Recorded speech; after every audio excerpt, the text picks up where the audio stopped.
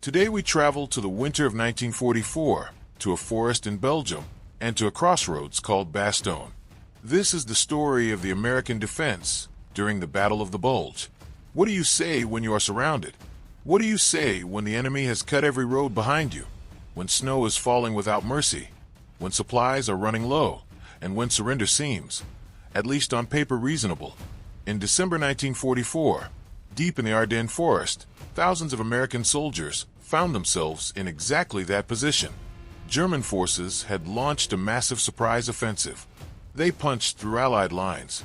They created what looked like a bulge on the map. And at the center of that bulge stood a small Belgian town with a big strategic value, Bastogne. The Americans there were cold, undersupplied, outnumbered. And yet, when German officers delivered a formal demand for surrender, the acting American commander gave a reply so short, so unexpected, that it became legend. Nuts. But this story is not about a single word. It is about leadership under pressure, about ordinary men placed in extraordinary circumstances, about weather, timing, and the fragile thread that can determine the direction of a war. And most of all, it is about endurance. By late 1944, many believed the war in Europe was entering its final phase. After the D-Day landings in June and the liberation of Paris in August, Allied forces were pushing eastward toward Germany. Confidence was growing. Christmas seemed within reach. But in Berlin, Adolf Hitler had other plans. He ordered a massive counteroffensive through the Ardennes, a region of thick forests and rolling hills that Allied planners considered unlikely terrain for a major attack. It had worked once before in 1940. The gamble was simple: strike where the enemy feels safe. In the early morning hours of December 16, 1944, German artillery opened fire. Fog and heavy cloud cover grounded Allied aircraft. Communication lines were disrupted. American units along the front were caught off guard. The German objective was ambitious: drive west, cross the Meuse River, split the Allied armies, capture the port of Antwerp, force political division among the Allies. And at the center of the road network needed for that advance stood Bastogne. Bastogne was not a large city. It was a crossroads. 7 major roads converged there. In winter conditions, road control meant everything. Tanks, trucks, fuel convoys, they all depended on passable routes. When the German offensive began, the 101st Airborne Division was resting in France after months of intense combat. They were tired. Many replacements had recently joined the ranks. Equipment was incomplete. Yet within hours, they were ordered north. Trucks carried them through freezing temperatures toward Bastogne. They arrived without proper winter clothing, without adequate ammunition, without full artillery support. But they arrived. Alongside them were elements of the 10th Armored Division and various support units. Engineers, medics, artillery crews, clerks who suddenly found themselves holding rifles. The German forces closed in quickly. By December 21st, Bastogne was surrounded. No clear supply route.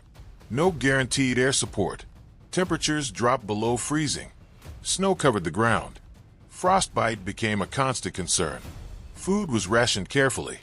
Ammunition was conserved.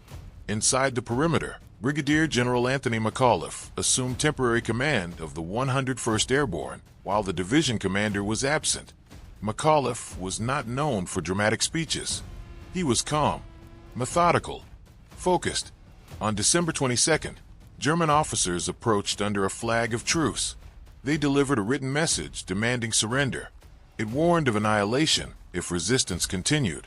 The American officers who read the message were momentarily stunned.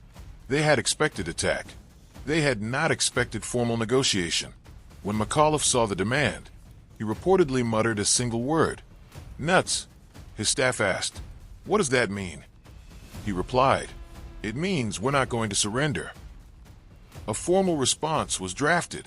It simply said, "To the German commander, nuts." The American commander. The German officers were confused by the slang. An American officer clarified. It meant essentially, "Go to hell." The message spread quickly through Bastogne. It was not bravado. It was not theatrical heroism. It was defiance wrapped in humor. And sometimes, Humor is a powerful form of strength. The days that followed tested every ounce of endurance. German forces attacked repeatedly from multiple directions. American artillery responded carefully, knowing supplies were limited. Soldiers dug foxholes into frozen ground. Engineers reinforced defensive positions. Medics worked in makeshift aid stations with limited resources. The weather, ironically, became both enemy and ally. The thick cloud cover prevented Allied aircraft from delivering supplies or close air support, but it also slowed German coordination. Inside Bastogne, morale fluctuated. Letters from home were reread. Rations were stretched. Commanders rotated units along the perimeter to prevent exhaustion. There were moments of quiet, moments when snow fell gently and the forest seemed peaceful. Then sudden bursts of activity, flashes in the distance, reports crackling over radios. Leadership mattered deeply. Officers moved among the men. They listened. They reassured. They explained the situation honestly. They did not promise easy rescue. They promised resilience. And then on December 23, the sky changed. The clouds broke. Allied aircraft roared overhead. C-47 transport planes dropped much-needed supplies, ammunition, food, medical equipment. Parachutes floated down like white blossoms against the winter sky. For the first time in days, hope felt tangible. General George Patton's Third Army had been maneuvering south of the Ardennes. In a remarkable logistical shift, Patton turned his forces northward to relieve Bastogne. It required rapid planning, coordination, and the movement of entire divisions through difficult terrain. On December 26th, elements of the 4th Armored Division broke through German lines and reached Bastogne. The siege was not entirely over. Fighting in the region continued for weeks, but the encirclement had been broken. Bastogne held. The Battle of the Bulge continued into January 1945. It was the largest and bloodiest battle fought by American forces in World War II. The German offensive ultimately failed to achieve its objectives. It exhausted German reserves that could not be replaced. For the Americans, Bastogne became a symbol, not because it was easy, not because it was perfectly executed, but because it represented steadiness under immense pressure. The men of the 101st Airborne did not know they were making history. They were cold. They were tired. They were doing their jobs. General McAuliffe later downplayed the nuts episode. He insisted it was spontaneous, not strategic. Yet the word became shorthand for resistance. After the war, Bastogne was remembered not as a place of destruction, but as a place of endurance. Veterans returned. Memorials were built. The forests grew quiet again. But the crossroads remained. History often celebrates dramatic advances, sweeping offensives, grand victories. Yet sometimes the most important action is not advancing. It is holding. Holding when retreat seems logical. Holding when supplies are low. Holding when the outcome is uncertain. The defense of Bastogne reminds us that leadership is not always loud. That courage does not always look like charge and attack.